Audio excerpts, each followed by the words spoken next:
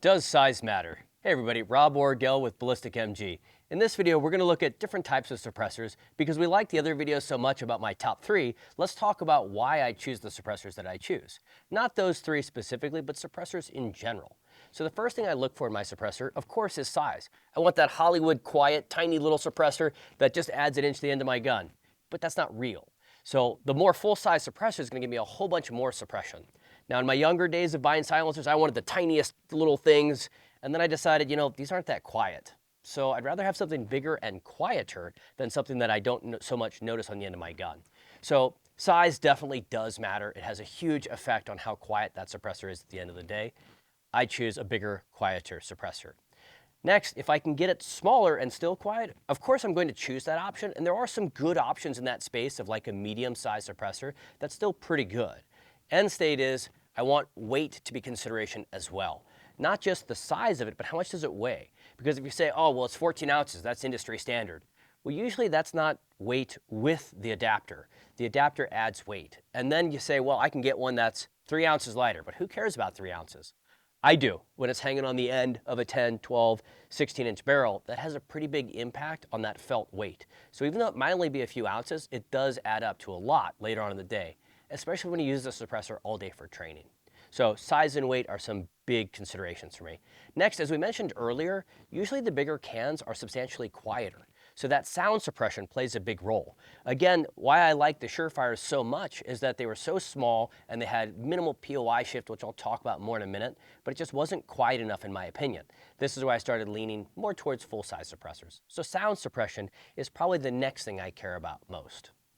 Now this is a big one, and it's kind of a lot to chew on, and that is mounting solutions. So if we look at like the Silencer Co. ASR mounting system, I really like their ASR mounting system because it doesn't just screw on, but it locks on. And the problem is there's a lot of fouling that takes place here. There's a lot of carbon buildup, and once I build up a lot of carbon, it's really hard to remove my suppressor at the end of the day.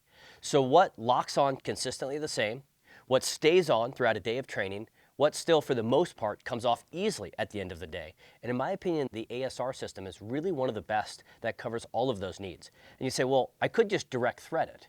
And you can direct thread. Direct thread offers really good repeatability, accuracy, reliability, all those wonderful words we like to use. The problem is because it's only screwed on and not locked on, it can come loose at the end of a long day of training. So if I'm going to direct thread, whether that's dump the ASR and do a direct thread adapter or do a direct thread suppressor, I use a whole bunch of Loctite to screw that thing on. Because what do we do to defeat Loctite? Heat and impact. What's that suppressor going to feel a lot of throughout the training day?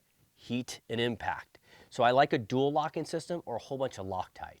Either way you cut it, make sure you keep tabs on your suppressor, because with that heat and impact, as it begins to rattle loose, wobble loose, you'll get a baffle strike or an end cap strike, and that can send your suppressor down range, which doesn't make you look very cool, or very worse, send you to the hospital, which could evolve into your can blowing up, which is a very bad day for everybody. When cans blow up, it usually does evolve into a hospital trip. So do keep tabs on your suppressor every time it's cool enough for you to check in on it.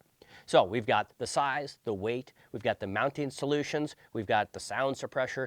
Next is that thing I alluded to earlier, POI. That's called point of impact. And what we're looking for is a shift in our point of impact. So I'll take my rifle unsuppressed, test it, get it zeroed, and then as accurately as possible, add my suppressor and look for a shift. This doesn't mean ring the steel at 100 and then ring the steel again and say I'm all set. This means put it to paper and see if your impact moves to the south. Very often I find, particularly in precision rifles, that your bullet will drop 1 inch, 2.5 inches to the south. This is due to barrel harmonics. And as your barrel whips, some people will call it that, and you add weight to the end of it, it sometimes pull that barrel harmonic down. So you'll find a slight POI shift to the south. However, suppressors usually up our FPS, feet per second. So because I have a faster bullet now, it's maintaining its velocity at greater distance.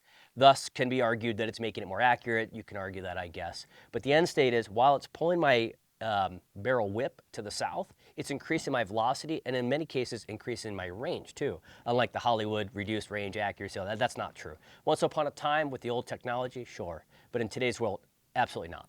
So a little bit of impact shift to the south. We want to know exactly what that shift is. We want to document it. So when we add or remove our suppressor, we know how much we're shifting. And if there's a whole bunch of shift, you should stop what you're doing and look for alignment. Make sure that there's not some problem that's going to get worse down the road per our previous conversation. So the next thing is going to be back pressure. How much back pressure am I getting out of my suppressor? Meaning, is it like a booster that's just pushing tons of gas to the rearward?